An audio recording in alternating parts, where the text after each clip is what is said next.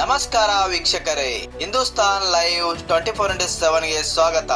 ಬೆಳಗಾವಿ ಜಿಲ್ಲೆಯ ಚಿಕ್ಕೋಡಿ ತಾಲೂಕಿನ ಹಿರೇಕೋಡಿ ಗ್ರಾಮ ಪಂಚಾಯಿತಿ ಕಚೇರಿ ಇದು. ಸ್ಥಳ ಪರಿಶೀಲನೆಯಲ್ಲಿ ಒಂದು ಗಂಭೀರ ವಿಷಯ ಗಮನಕ್ಕೆ ಬಂದಿದೆ. ನೋಡಿ, ಗ್ರಾಮದ ಸರ್ಕಾರದ ಕಚೇರಿಗೆ ಹೆಸರೇ ಇಲ್ಲ. ನಾಮಫಲಕ ಇರಬೇಕಾದ ಜಾಗ ಸಂಪೂರ್ಣ ಖಾಲಿ ಇದೆ. ಸರ್ಕಾರದ ನಿಯಮದ ಪ್ರಕಾರ ಪ್ರತಿ ಗ್ರಾಮ ಪಂಚಾಯಿತಿ ಕಚೇರಿಗೆ ಕನ್ನಡದಲ್ಲಿ ನಾಮಫಲಕ ಅಳವಡಿಸುವುದು ಕಡ್ಡಾಯ. ಇದು ಪಾರದರ್ಶಕ ಆಡಳಿತದ ಮೊದಲ ಹೆಜ್ಜೆ. ಆದರೆ ಹಿರೇಕೋಡಿಯಲ್ಲಿ ನಾಮಫಲಕ ಇಲ್ಲದಿರುವುದು ನಮ್ಮ ಕ್ಯಾಮೆರಾದಲ್ಲಿ ಸೆರೆಯಾಗಿದೆ. ಇದರಿಂದ ಸಾರ್ವಜನಿಕರಿಗೆ ಕಚೇರಿ ಗುರುತಿಸಲು ಅಂಚೆ ಸೇವೆಗೆ ತೊಂದರೆ ಆಗುತ್ತಿದೆ. ಇದು ಆಡಳಿತಾತ್ಮಕ ಲೋಪ ಎನಿಸುತ್ತದೆ. ಮಹಾನಾಯಕ ಸಾಮಾಜಿಕ ನ್ಯಾಯ ವೇದಿಕೆಯ ಗಮನಕ್ಕೆ ಈ ವಿಷಯ ಬಂದಿದ್ದು, ಸಂಬಂಧಪಟ್ಟ ಅಧಿಕಾರಿಗಳು ತಕ್ಷಣ ಸ್ವಯಂ ಪ್ರೇರಿತವಾಗಿ ಪರಿಶೀಲಿಸಿ ಸರ್ಕಾರದ ನಿಯಮದಂತೆ ನಾಮಫಲಕ ಅಳವಡಿಸಬೇಕು ಅಂತ ಆಗ್ರಹಿಸಲಾಗಿದೆ.